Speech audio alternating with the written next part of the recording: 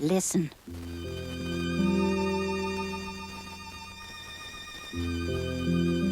Perhaps you catch a hint of an ancient state not quite forgotten. Dim, perhaps, and yet not altogether unfamiliar. Like a song whose name is long forgotten and the circumstances in which you heard completely unremembered. Listen. Not the whole song has stayed with you, but just a little wisp of melody, attached not to a person or a place or anything particular, but you remember from just this little part how lovely was the song, how wonderful the setting where you heard it, and how you loved those who were there and listened with you. Listen.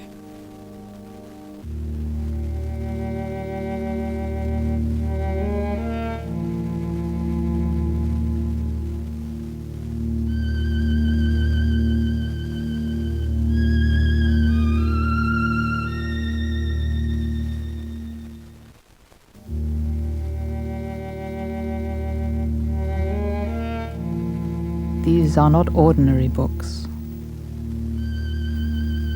They were dictated, not written.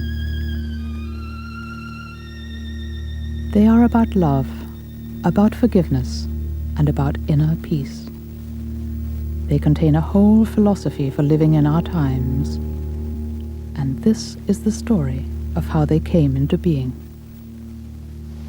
In 1958, I accepted an appointment as professor of medical psychology at Columbia University's College of Physicians and Surgeons. Shortly after I arrived at Columbia, one of my first duties was to hire a research psychologist for a special collaborative study program. In the course of looking for the right person, I found Dr. Hellen Schucman. Hellen and I worked together very closely for the next 7 years on a wide variety of academic, professional, clinical, and administrative issues. For the most part, I think we worked quite effectively, but there was also a great deal of conflict and stress in our personal and professional relationships. In her unpublished autobiography, Hellen, who died on February 9th, 1981, described her reactions to her job and the highly stressful situations that existed there. I was a psychologist, educator, conservative in theory and atheistic in belief. I was working in a prestigious and highly academic setting, and the job was ghastly at first. The hospital didn't provide space for our projects, and when we were finally housed in the new research building, it was the most difficult situation of my professional life. The work was oppressive and carried out in an atmosphere of suspicion and competitiveness, and interpersonal harmony was depressingly lacking. Then something happened that triggered a chain of events I could never have predicted. My first impressions of Hellen were a little difficult to define. She seemed to me to be a very complex person. On the one hand, she was obviously brilliant. She certainly had a very dedicated research orientation. On the other hand, there was a kind of peripheral feeling of orbiting, and I'm not quite sure how to define that, but a feeling that she was going in circles somehow. And it took me a while to realize that that was a very superficial impression, and that any question I asked her evoked a very solid answer. Often, Hellen and I would leave our offices in the late afternoon while we were working on a project or a paper, and spend some time near my apartment in Central Park. I felt extremely close to Hellen. I felt she was the one person who cared about what happened in my professional life. But I also think she felt a much closer personal relationship with me than I felt I could reciprocate. Bill is some 14 years younger than I and over a foot taller. He rarely attacked openly when he was angry or irritated, but was much more likely to become increasingly aloof and unresponsive. I, on the other hand, tended to become over-involved and then feel hopelessly trapped and resentful. Helen related in a very professional way with patients that with some people she tuned in immediately and had a great sense of rapport. She understood what they were like. She was able to perhaps see through their defenses and was extremely practical. I was having some emotional difficulties, largely with family matters. And so Helen kindly counseled me. And in the course of this dialogue, a very kind exchange, she discovered that I'd been separated from my mother for some 14 years, and I really wasn't quite sure where she was. It turned out that she was institutionalized.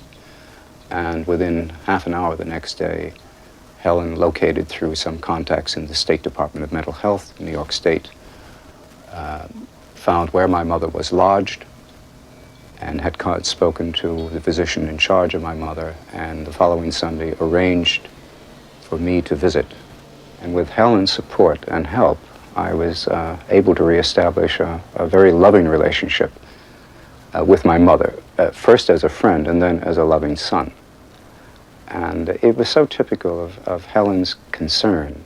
We had worked together for a number of years, actually from 1958 until the summer of 1965, with a good deal of improvement in terms of the organization of the psychology department at the hospital, but we weren't really at peace. And one day I gave Helen a little speech. This was in June of 1965 before we were going to a meeting. Essentially what I said is, there must be a better way of living and working in the world, of handling our personal and professional relationships and problems, and I'm determined to find it. This was kind of a long speech for me, and I remember feeling at the end of this that Helen probably was going to laugh, but to my amazement, quite the contrary. She said, "You're absolutely right, Bill.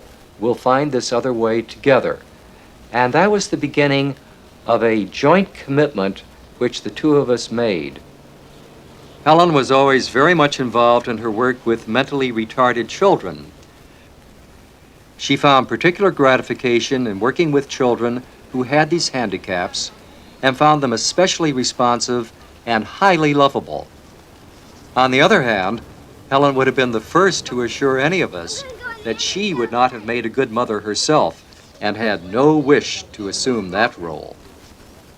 When we walked in Central Park, as we often did, we would visit Lewis Carroll's Alice in Wonderland near the boating pond, and that was one of Helen's favorite spots.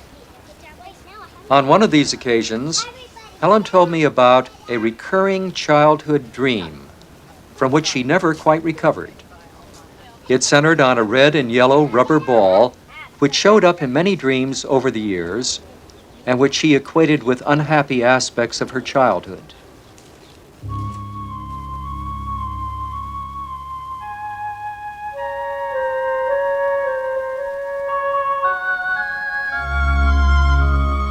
The ball was in the crib at the foot. And my father came into the doorway, and I was lying there very happily thinking how pretty I was and how warm. He just stayed there and looked and didn't come in, and I was very little, so I couldn't get up myself and go over.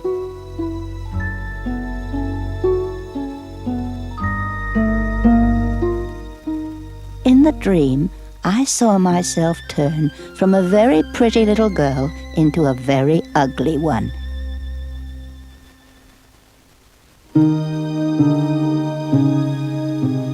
And he just looked and then went away. So I did turn into a very ugly girl. I was fat and horrible, and all the boys turned me down. My mother said I looked like an elephant and she couldn't stand it. Helen had a very lonely childhood. Her mother and father had lives of their own, and she had nothing in common with her brother, who was 14 years older. She spent most of her time with a Catholic governess and a Baptist cook. Helen's parents were non-observant Jews, and there was no discouragement or interest when Helen started to experiment with being, at different times, Catholic and Baptist. After a long series of disappointments, Helen gave up her search for God, and when she became a graduate student in psychology, her beliefs shifted from agnosticism to angry atheism. But that, as it turned out, was not the real end of the story. Ever since I was a child, I would often see very clear pictures when I closed my eyes. The pictures could be of anything. A birthday cake with lighted candles, a woman with a dog, trees in the woods, a store window filled with shoes. For years, my mental pictures had usually been motionless and in black and white. I could become aware of them at any time, even with my eyes open. But suddenly they began to appear in color and in motion. And so did my dreams.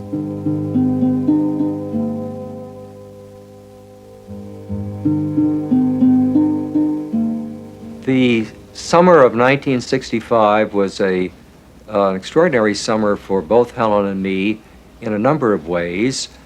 Helen began to have a great deal of what you might call heightened visual imagery or dream sequences.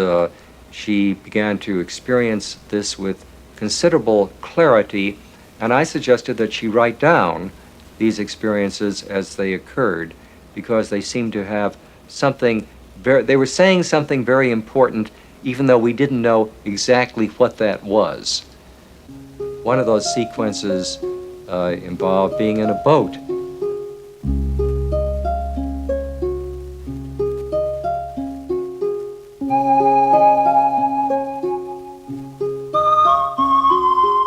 The boat was moving slowly but easily along a very straight little canal.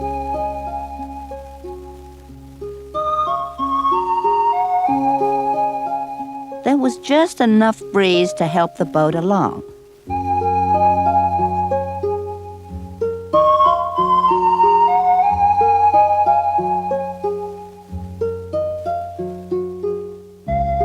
The sides of the canal were lined with lovely old trees and edged with banks of flowers.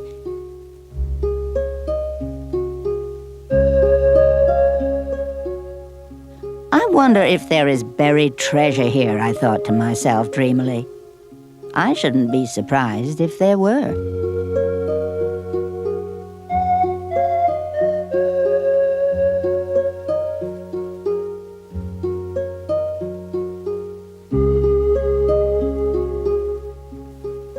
Then I noticed a long pole with a large hook on the end lying on the bottom of the boat. Just the thing, I thought, dropping the hook into the water and reaching the pole down as far as I could. The hook caught something heavy, and I raised it with difficulty. It was an ancient treasure chest, the wood worn from the water and the bottom covered with seaweed. There was nothing in the chest but a large black book like the spring binders used for holding manuscripts or papers together. On the spine, one word was written in gold. The word was Esculapius. The word was familiar, but I could not remember what it meant. When I looked it up, I found that it was the name of the Greek god of healing.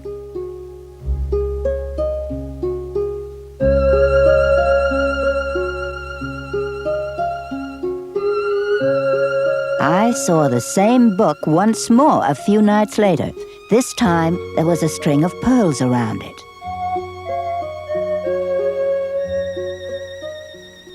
In addition to her extraordinary dreams, Helen astonished me with detailed descriptions of places where I was staying on vacation, although she had never even seen them.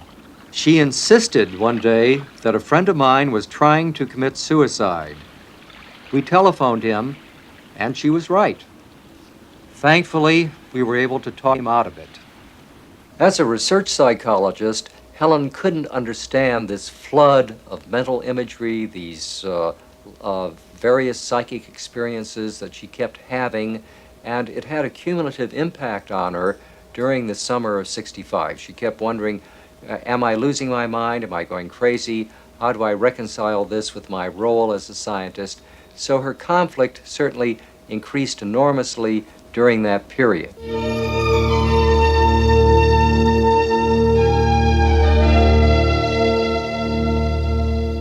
This psychic phase ended abruptly with a particularly clear picture episode in which I knew I had made an irrevocable choice.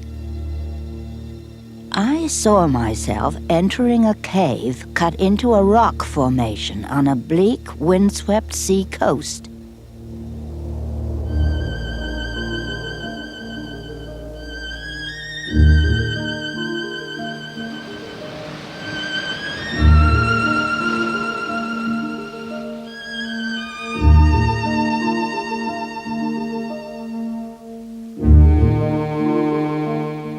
What I found in the cave was a large and very old parchment scroll.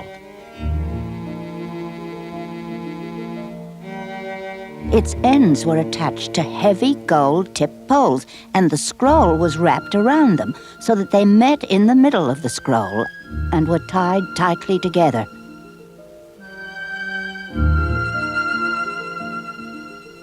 I managed to untie the ends and open the scroll just enough to reveal the center panel, on which 2 words were written: God is. Then I unrolled the scroll all the way, and as I did so, tiny letters began to appear on both sides of the panel. The silent voice, which I had heard before, explained the situation mentally to me. If you look at the left side, you will be able to read the past, said the voice. If you look at the right side, you will be able to read the future. But I hesitated only a moment before rolling up the scroll sufficiently to conceal everything except the center panel. I am not interested in reading the past or the future, I said with finality. I will just stop with this.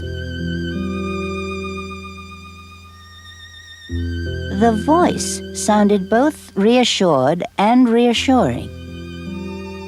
You made it that time, it said. Thank you. And that, it seemed, was that.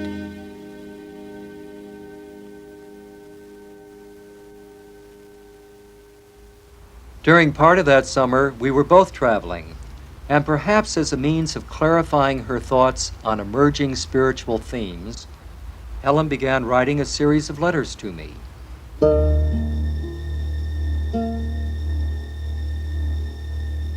Saturday. Dear Bill, I hope you will bear with this because it may be important for both of us. This morning I kept saying, sort of without intention, I am a channel, which seemed to mean something at the time. But the channel got clogged up. It's not open yet.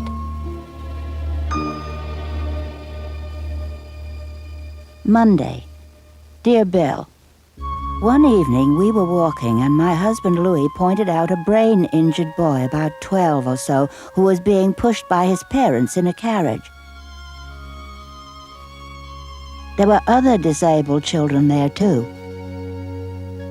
As we walked, I suddenly and briefly got a sense of everyone walking happily and very much together on the same path, like on a ladder. We're not all on the same path yet, but we will all make it home eventually. Tuesday. Dear Bill, I'm not sure I want to write this, but I have an idea I'm obeying an order. These orders are rather stern, and the main feeling I get is that I wouldn't dare to disobey them. This is the second one. Helen prided herself as a research psychologist, not as someone who heard voices, who had heightened visual imagery, who experienced all of these psychic events that occurred throughout the summer of '65. It was extremely distressing to her. She kept feeling that maybe she was losing her mind. Certainly she couldn't reconcile all of this activity with her scientific predilections. And this became a particularly acute problem for her as the summer and early fall began. One night she called me, and this was in October, and said, "You know, that inner voice refuses to go away. It keeps saying, 'This is a course in miracles, please take notes.' What shall I do? Suppose it's crazy, suppose it doesn't make any sense, suppose it's flipped." And she was obviously going through a great deal of anguish and agony at that point. Well, I said the only obvious thing: why don't you take down whatever it is? You can read it to me tomorrow morning in the office, and if it doesn't make any sense, no one else ever has to know about it. But at least we'll know what it is. So that's what we did. The next morning, Helen came in, and as she read that beautiful introduction to the text, which says, "Nothing real can be threatened, nothing unreal exists. Herein lies the peace of God."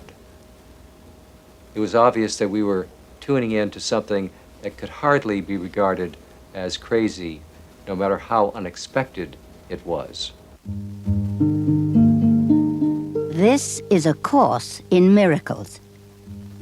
It is a required course. Only the time that you take it is voluntary.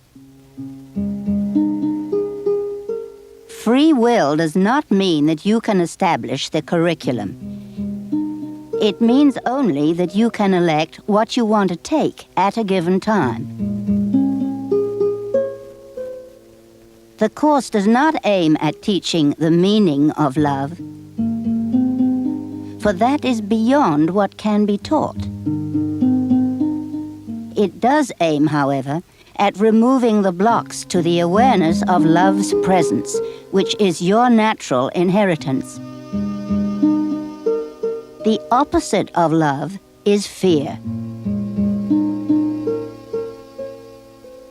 But what is all-encompassing can have no opposite.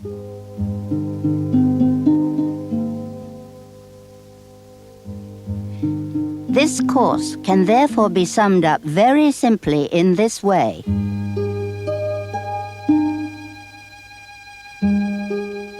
Nothing real can be threatened.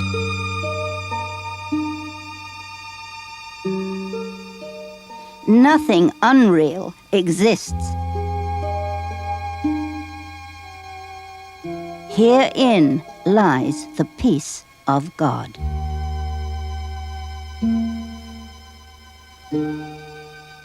On that first morning when Helen came up, she was in quite a state. She could hardly talk. Her voice was almost inaudible. And I kept saying to Helen, "Don't worry about what it says. Just read it to me, then we can look at it later. It doesn't matter. No one will have to know. We'll tear it up. We'll do whatever is necessary. But just read it to me." And it was very difficult for her to even do that. She would cough and sputter and almost have a seizure rather than being able to simply read the words calmly. Sometimes I would use one hand holding on to her while I was trying to type with the other hand. And that extreme anxiety continued for a while, certainly during the early phases of the text when we encountered something like the first 50 principles on miracles. Miracles as such do not matter. The only thing that matters is their source, which is far beyond evaluation. Miracles occur naturally as expressions of love. The real miracle is the love that inspires them.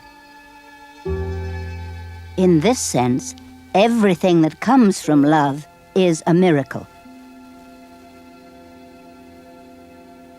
The term miracle was one that bothered me at first. I think it bothered Helen too. The idea of a course in miracles seemed rather absurd.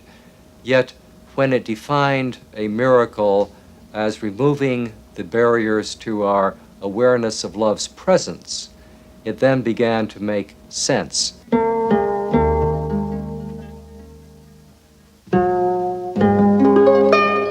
Miracles reawaken the awareness that the spirit, not the body, is the altar of truth. This is the recognition that leads to the healing power of the miracle. Miracles are natural signs of forgiveness. Through miracles, you accept God's forgiveness by extending it to others. I realized as we continued typing up these first 50 principles with all the difficulties of getting it down and all the anxiety and so forth, that I would have to really change my mind about absolutely everything if this were true. And that seemed like a very big job. I wasn't sure I was up to it. And later I realized it's only a little willingness that is necessary. Readiness does not imply mastery, simply some willingness for change. So I recognized I had some willingness to do that. Helen was fearful, I think, of making any kind of very specific commitment about this. As a matter of fact, she said, you're responsible for what it says. I don't want to know exactly what it says, but if it makes any grammatical errors, if it goofs in any way, then it's had it, and I will refuse to continue. A major contribution of miracles is their strength in releasing you from your false sense of isolation, deprivation, and lack. A miracle is never lost. It may touch many people you have not even met, and produce undreamed of changes in situations of which you are not even aware. After I typed up whatever Helen might have dictated during a particular day, we would go back over the copy, checking carefully to be sure that we had all of the words exactly the way they were supposed to be. Helen at times was tempted to change a word, and then she would recognize that if she did that, it would not make sense later, so that her integrity in recording this material precisely as it came was extraordinary. She simply chose not to associate herself with it because of its high threat value at that time. She certainly did know what the material said, and she did understand it. I would feel the writing coming on almost daily, and sometimes several times a day. Evenings turned out to be a favorite time for dictation. I objected bitterly to this and often went to bed defiantly without writing anything. But I could not sleep. Eventually I got up in some disgust and wrote as directed. I never knew when I started a sentence how it would end, and the ideas came so quickly that I had trouble keeping up with them. Helen could turn it on or off at any time. She could stop in the middle of a sentence without even going back to reread what she had written and continue when she had a moment. She could have a research conference in mid-sentence. It made no difference at all. The flow of the material continued without any altered state. Helen at no time was in a trance or anything remotely resembling a trance.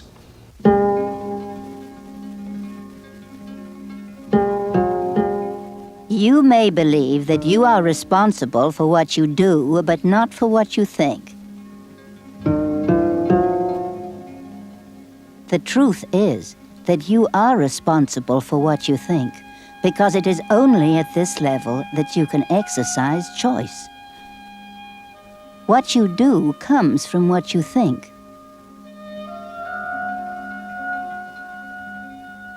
Do not try to look beyond yourself for truth, for truth can only be within you.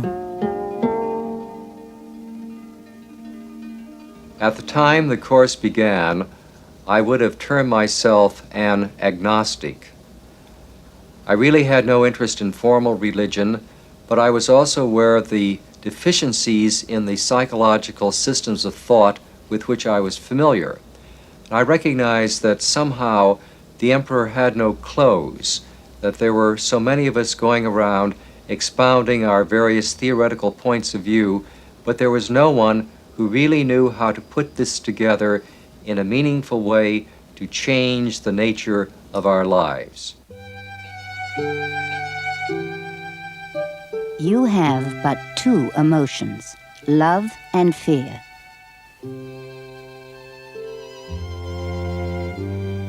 One you made and one was given you. Each is a way of seeing, and different worlds arise from their different sights.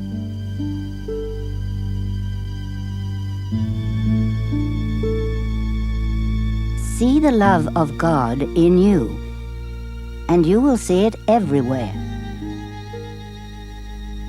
Because it is everywhere. With love in you, you have no need except to extend it.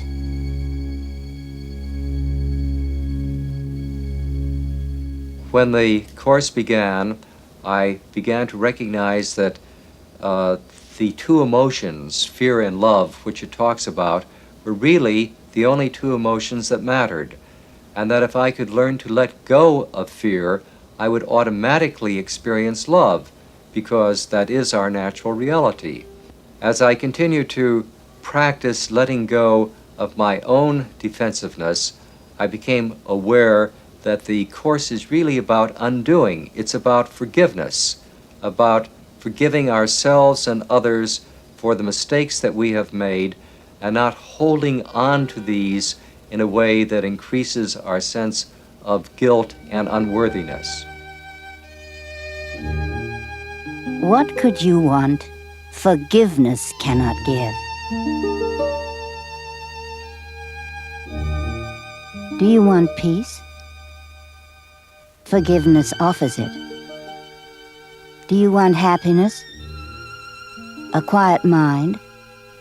A certainty of purpose? And a sense of worth and beauty that transcends the world?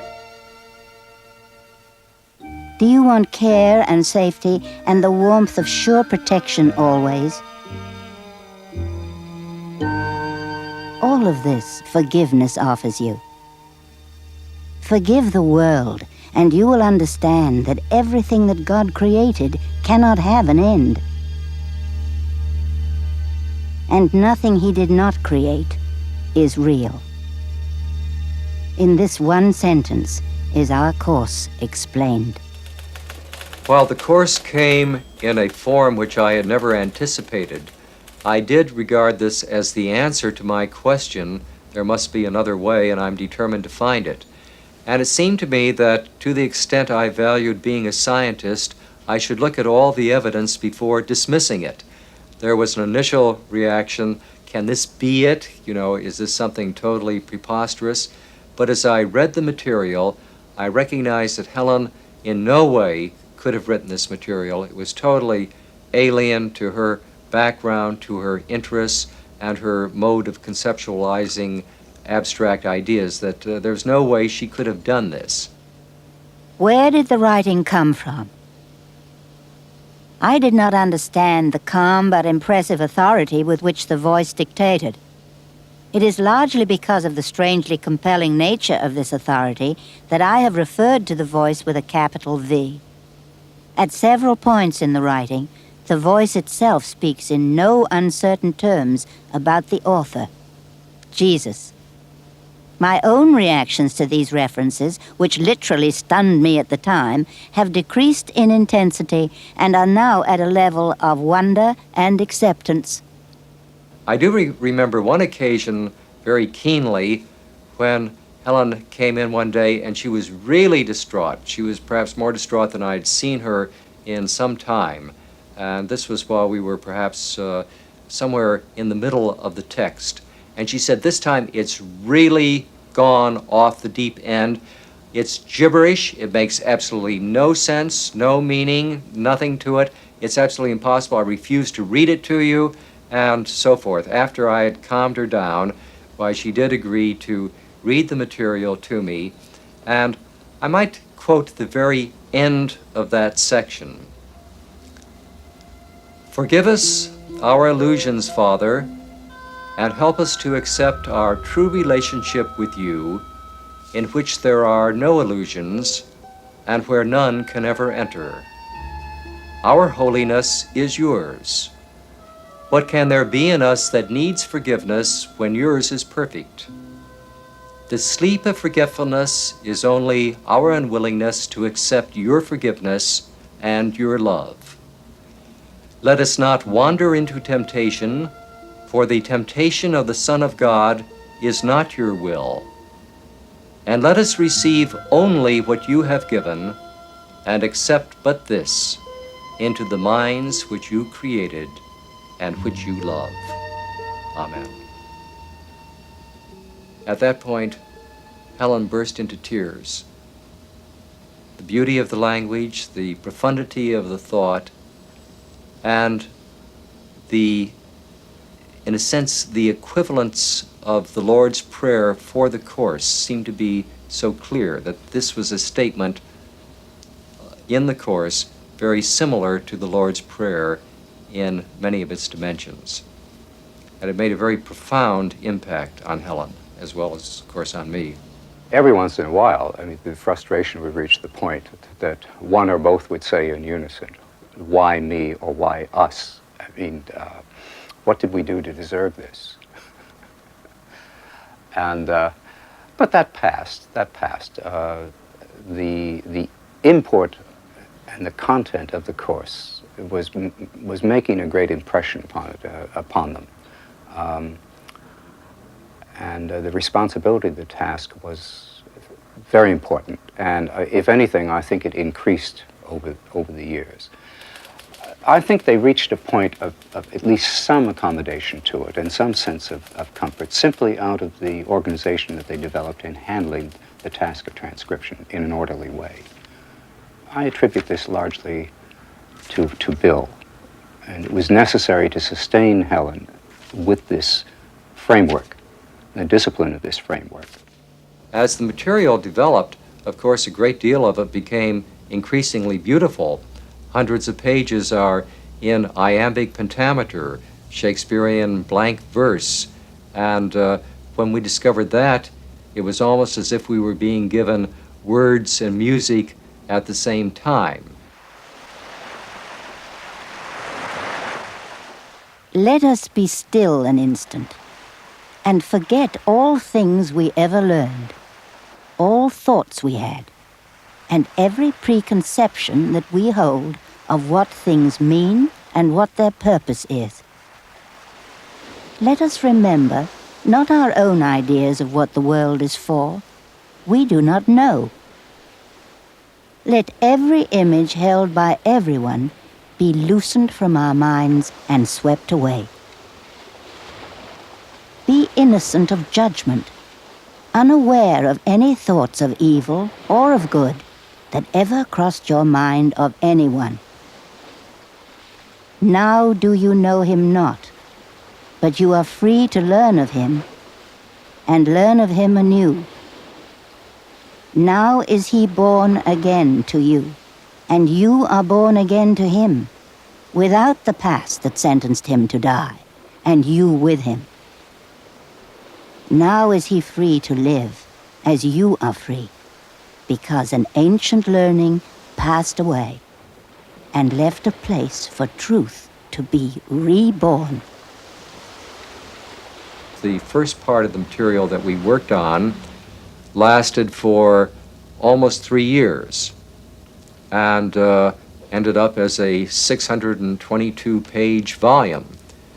We didn't know when we started what A Course in Miracles was going to be. We didn't know whether it might be a few pages, whatever it was, we had no idea. But Helen did ask at one point, how will I know when this is over? And she was told, you will hear the word Amen. And that occurs at the very end of the text where it says, and now we say Amen.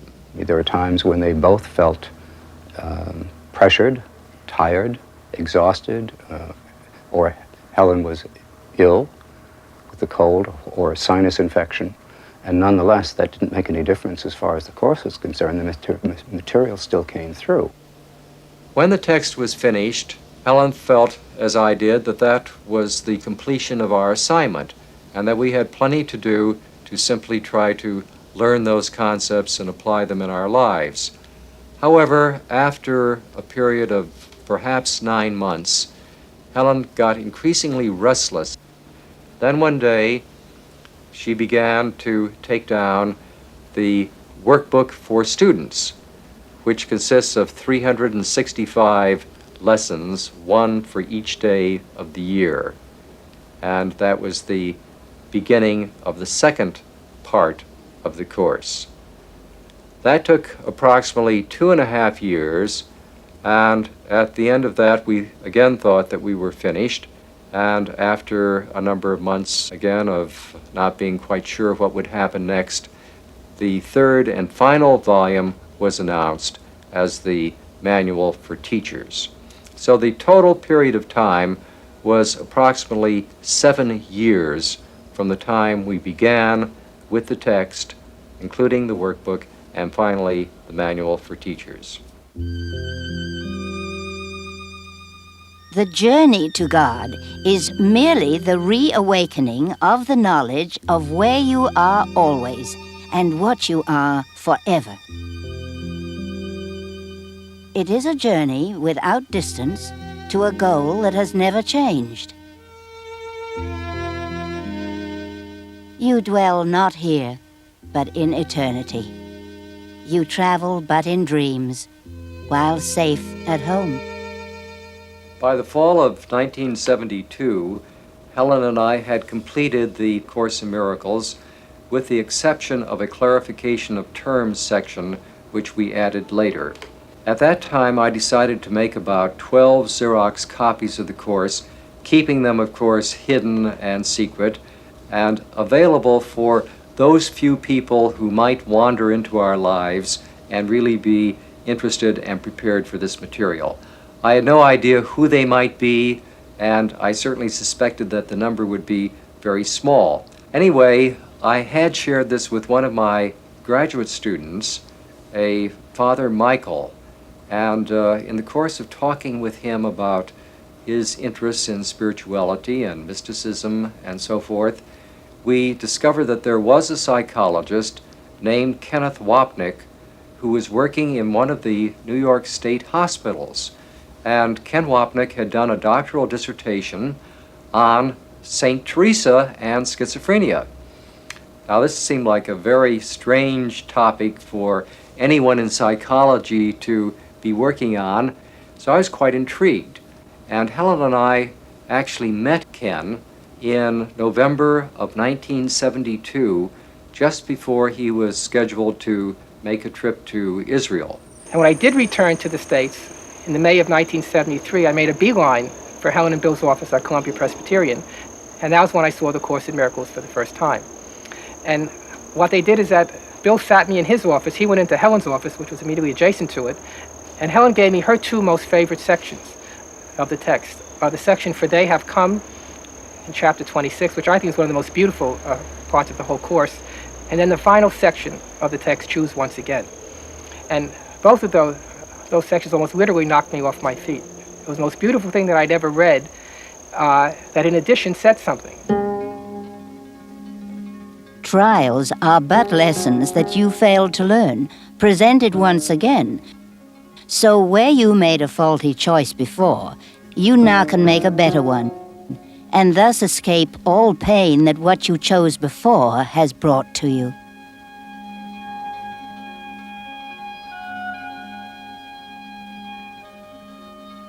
In every difficulty, all distress and each perplexity, Christ calls to you and gently says, "My brother, choose again."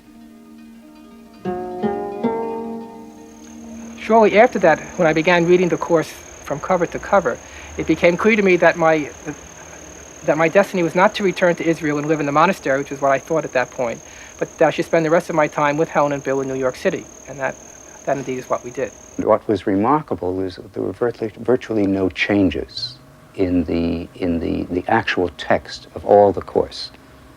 The major editing was involved only in chapter designation and the physical organization of the printed work. But the manuscripts were remarkable in their order and clarity, directly, just as Helen translated it from her shorthand notes. This was the manuscript that I had seen. Some of the titles I felt were not really appropriate to the section. The capitalization was inconsistent, the paragraphing was inconsistent, the punctuation was inconsistent, etc. So I discussed this with Helen and Bill, and saying that I really felt it should be gone through one more time just to be sure that it was exactly the way it was supposed to be. So Helen and I began this somewhere in the late fall of 1973, going through the entire manuscript line by line, word by word. This took about a year. At that point, I think that the manuscript was basically some 1,500 pages. This was a huge job, as you can imagine. It made Helen very, very anxious to have to go back over all this material, so that a lot of time had to be spent in coaxing her to do this. But she did recognize that this was a very, very important project. We discussed with Bill anything that we did in terms of any changes that we might have made, and we always felt that Jesus was really helping us do this. That anything that we were doing was really done with his guidance and his blessing. The name of Jesus Christ as such is but a symbol, but it stands for love that is not of this world.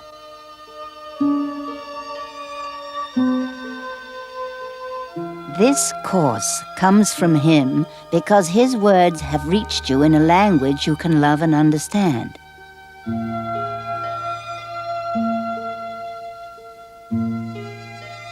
The name of Jesus is the name of one who was a man, but saw the face of Christ in all his brothers and remembered God.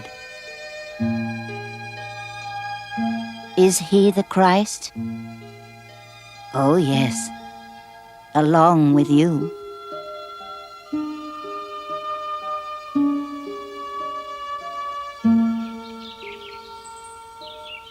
One of the things that I was most impressed with about the course was the fact that Jesus was the author of it. I just could not believe that anybody else could have written it. It was very clear to me that Helen couldn't have written it, and I couldn't imagine it having any other source but Jesus himself. When the course started coming through Helen, she felt extremely uncomfortable in sharing this with her husband, Louis. This was mainly because the course was so Christian in its statement, and because Louis was such an identified Jew. It was clear that he would find the content of the course very difficult, not to mention the process of the writing itself.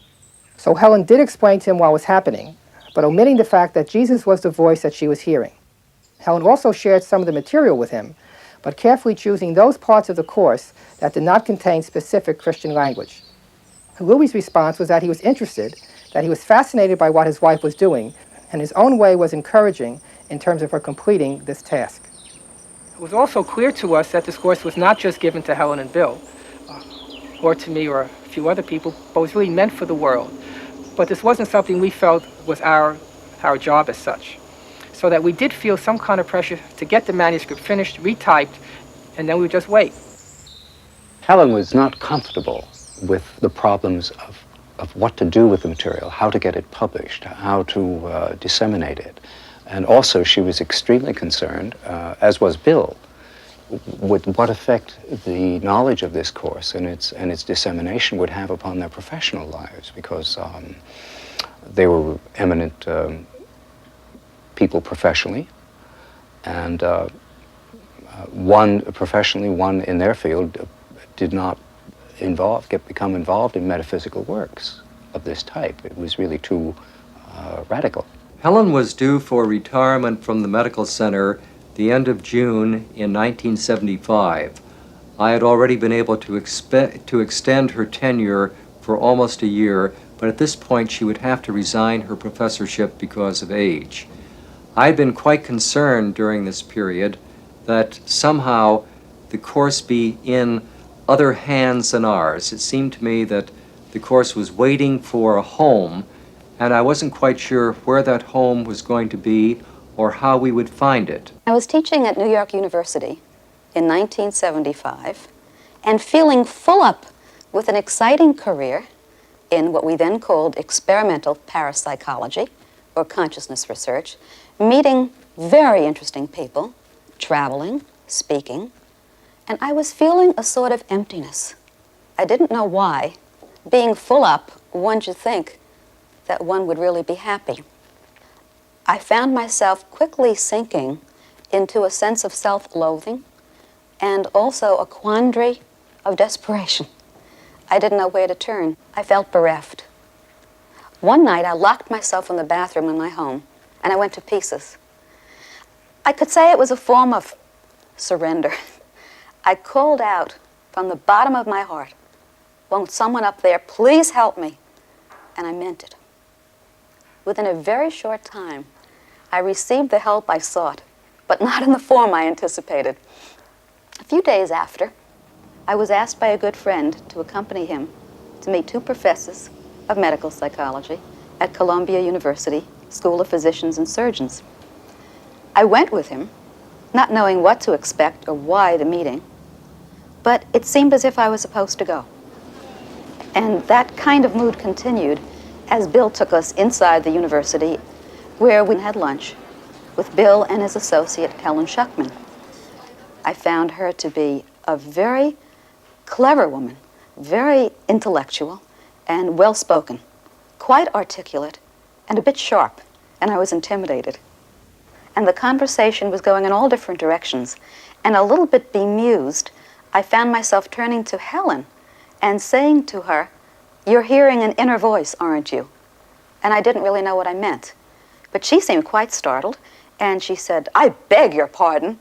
And Bill tried to soothe the situation. He said, "Well, Helen, let's go back to our office and let's talk about this in private."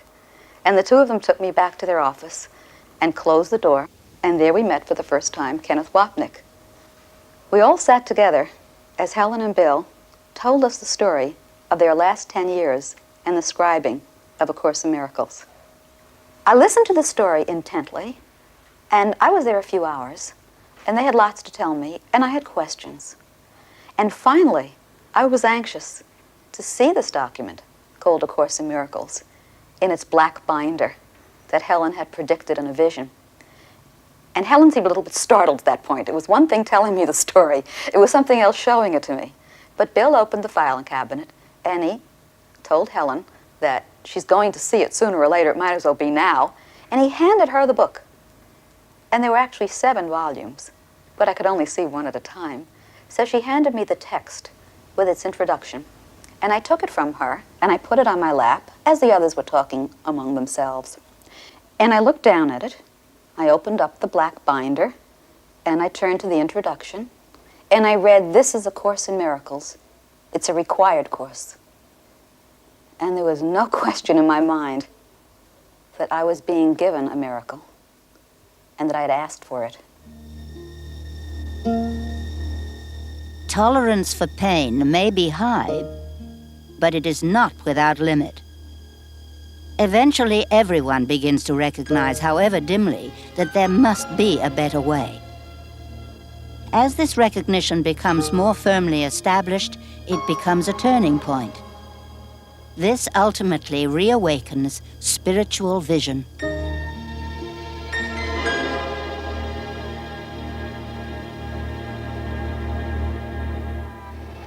Helen and Ken and I frequently met at Judy's apartment at the Beresford on Central Park West.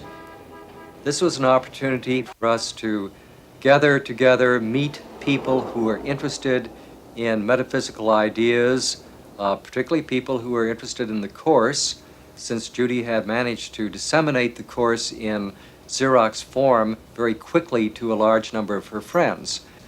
And I had this tremendous sense of relief that I could release those 12 copies that I'd been hiding in the closet, and that Judy had taken the ball and was running with it, that she was doing the things that were needed at that point to disseminate the material, to begin to get critical reactions from people, and in a sense to socialize us to what was going on in the larger world outside of academia, where we have been confined for so many years.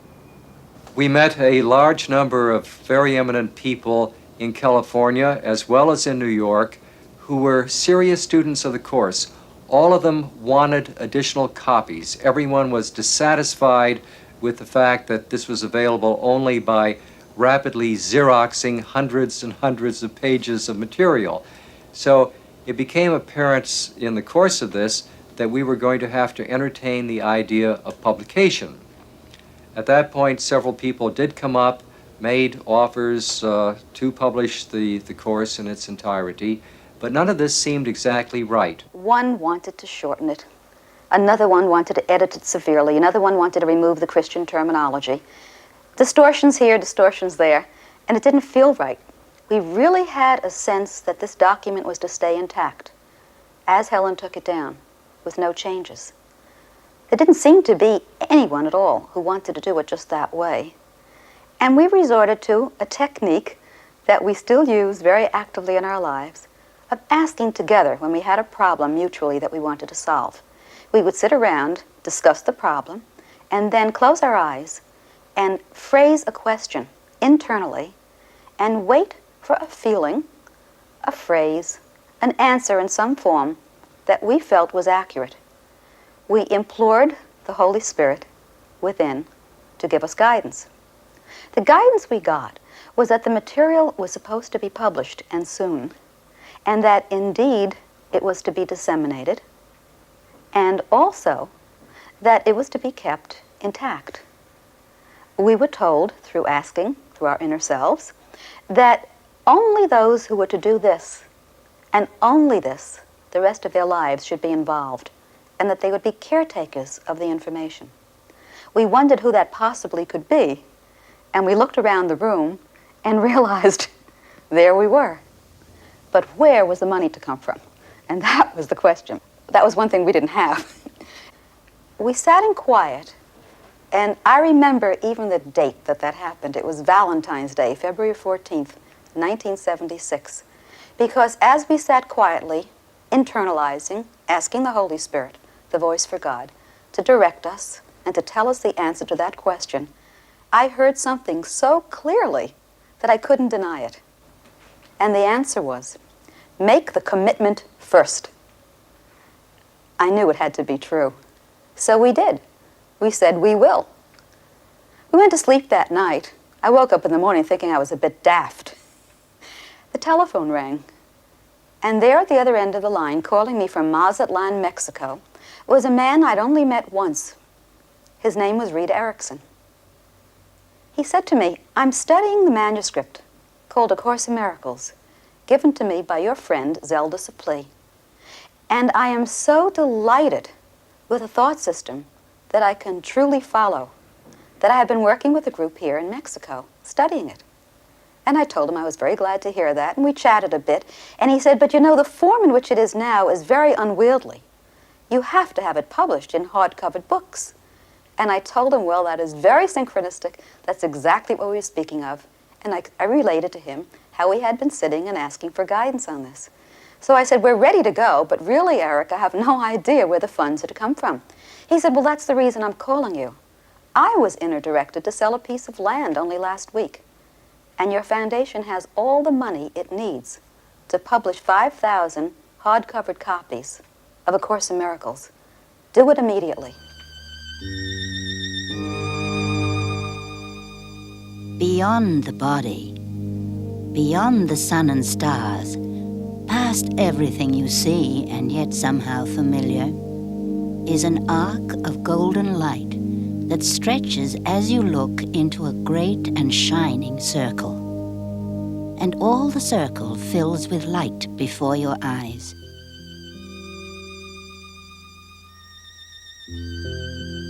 The edges of the circle disappear, and what is in it is no longer contained at all. The light expands and covers everything, extending to infinity, forever shining and with no break or limit anywhere. Within it, everything is joined in perfect continuity. Nor is it possible to imagine that anything could be outside. For there is nowhere that this light is not. What is a miracle but this remembering? And who is there in whom this memory lies not? The light in one awakens it in all. And when you see it in your brother, you are remembering for everyone.